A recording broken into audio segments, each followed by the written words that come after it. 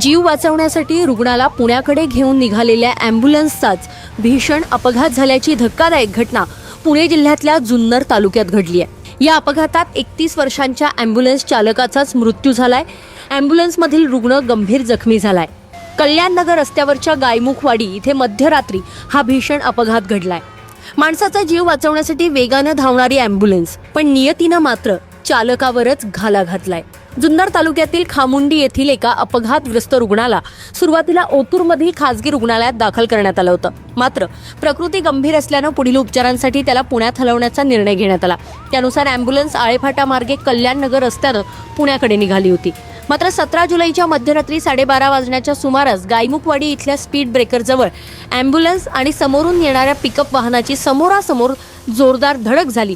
ही धडक इतकी भीषण होती की अँब्युलन्स 2 ते 3 वेळा पलटी झाली। अपघातानंतर परिसरात एकच खळबळ उडाली। या भीषण अपघातामध्ये अँब्युलन्स चालक कुणाल तुकाराम डुंबरे व 31 वर्ष हे गंभीर जखमी झालेत।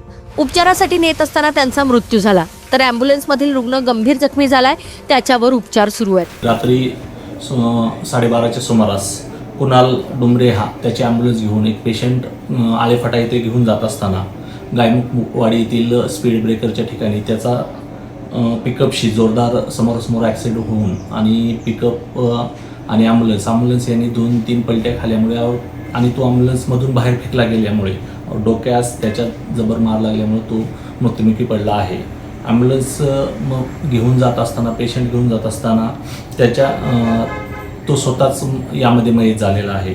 वेळोवेळी लोकांना मदत करणारा असा हा कुणाल सर्व वेळोवेळी कॉल केल्यानंतर अर्ध्या रात्री एकदम स्पीडमध्ये येऊन लोकांचे जीव वाचवणारा स्वतःच मृत्युमुखी पडला आहे। यामध्ये एक गोष्ट सर्वांनी विचार करावा की ॲम्ब्युलन्स चालक यांनी सुद्धा विचार करावा की यामध्ये त्यांना पण परिवार आहे, त्यांनी पण स्वतःच्या परिवाराचा विचार करून गाडीचा वेग व इतर गोष्टीवर विचार करून आपली जबाबदारी पार पाडावी।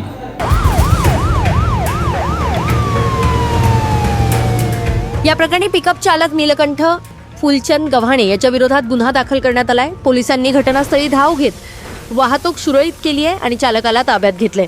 जीव वाचवण्यासाठी धावणाऱ्या अँब्युलन्सचाच अपघात होऊन चालकाचा मृत्यू झाल्यानं संपूर्ण जुन्नर तालुक्यावर शोककळा पसरली आहे। या घटनेमुळे रात्रीच्या वेळी महामार्गावरील सुरक्षितता आणि वेगावर पुन्हा एकदा प्रश्नचिन्ह निर्माण झालंय।